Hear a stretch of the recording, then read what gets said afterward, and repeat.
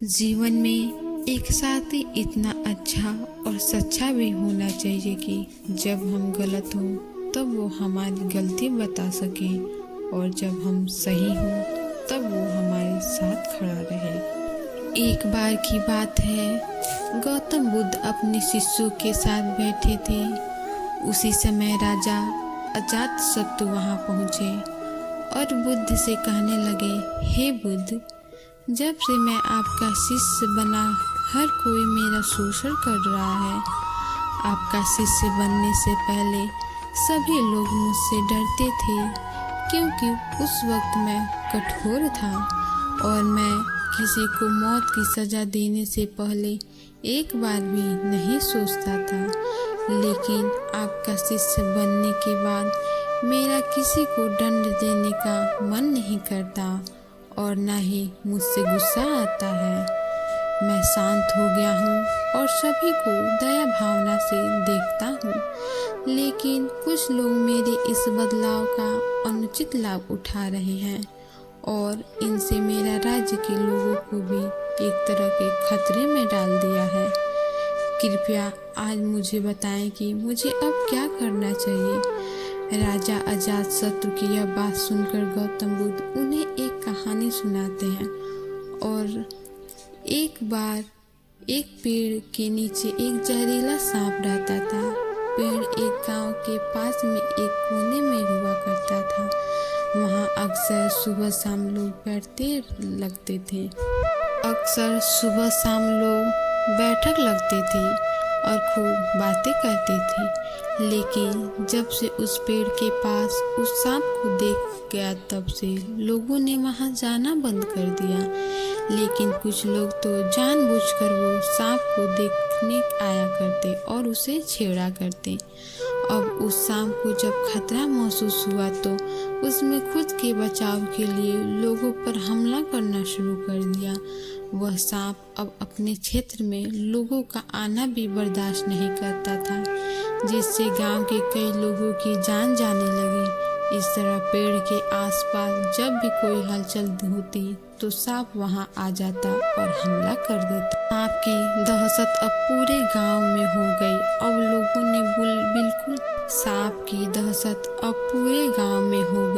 अब लोगों ने बिल्कुल ही उस पेड़ के पास आना जाना बंद कर दिया। एक दिन एक साधु उस गांव से गुजर रहे थे। तभी उस साधु की नजर उस विशाल से घने वृक्ष पर पड़ी जिसके नीचे वो सांप रहा करता था। घने पेड़ को देख साधु के मन में विचार आया कि चलो वृक्ष की इस ठंडी छांव के नीचे बैठकर कुछ देर ध्यान लगाया जाए। उसी वक्त गांव के कुछ लोग अपनी गाय लेकर घर की ओर जा रहे थे। तभी उन लोगों की नजर जब उस साधु पर पड़ी जो उसी पेड़ की तरफ ही जा रहा था। तभी लोगों ने उस साधु को सांप के बारे सावधान करते हुए कहा कि आप उस पेड़ के पास मत जाना, वहाँ एक जहरीला सांप रहता है जो जरा सी हलचल होने पर हमला कर देता है और अब तक कई लोगों को काट चुका है। लोगों की यह बात सुनकर साधु मुस्कुराए और उस पेड़ की तरफ चल पड़े। जगह को थोड़ा साफ करके जैसे ही साधु ध्यान करने के लिए बैठे तभी सांप हलचल सुनकर साधु के सामने आ पहुंचता है, फुफकारने लगता है। फुफकार की आवाज सुन साधु की आंखें खुलती हैं और वह सांप को देखने लगते हैं।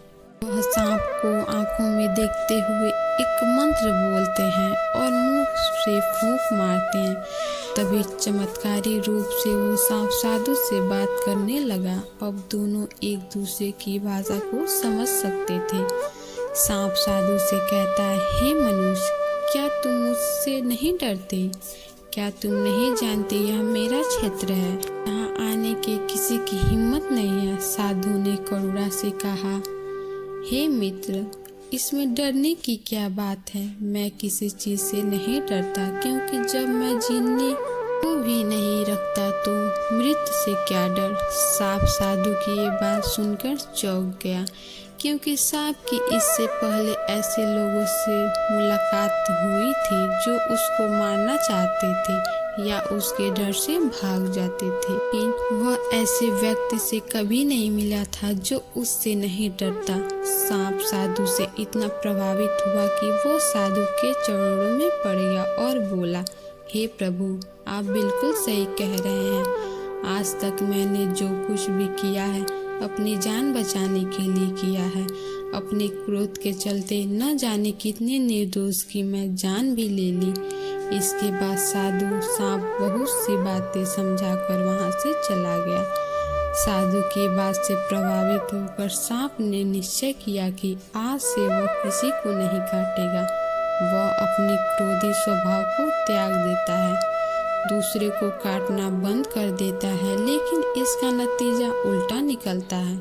जब लोगों ने देखा कि सांप ने लोगों को काटना बंद कर दिया है तो लोग उसका फायदा उठाने लगे। जो उससे दूर भागते थे वह उसके पास आने लगे और सांप को परेशान करने लगे। बच्चे उस पर पत्थर फेंक कर मारने लगे, जिससे सांप आए दिन हमेशा परेशान और घायल रहता था। वह बहुत दुखी था क्योंकि वह अपने जीवन का सबसे कठिन समय बिता रहा था। एक बार वह साधु फिर से उस गांव में आए। उसी पेड़ के नीचे बैठ गए। तभी साधु की नजर जब दयनीय हालत में पड़े उस सांप पर पड़ी तो साधु ने सांप से पूछा कि मित्र, तुम्हारी ये हालत कैसे हो गई? तुम इतने घायल और इतनी दयनीय स्थिति में कैसे आ गए? सांप ने कहा, जब आपने मुझे अपने हिंसक स्वभाव को छोड़ने के लिए कहा, तब से मैंने निश्चय किया कि अब मैं किसी पर हमला नहीं करूंगा। मैंने क्रोध करना छोड़ दिया और शांति को अपना लिया, जिसका नतीजा ये हुआ कि लोग मुझसे परेशान करने लगे, दुर्व्यवहार करने लगे। कोई पत्थर से मारता है तो कोई डंडे से पीटकर चला जाता है। सांप की यह बात सुनकर साधु ने कहा, मैंने तुमसे कहा था कि बेवजह दूसरों को मत काटो, लेकिन मैंने तुम्हें तुम्हारी आत्मरक्षा के लिए हमला करने से नहीं रोका था।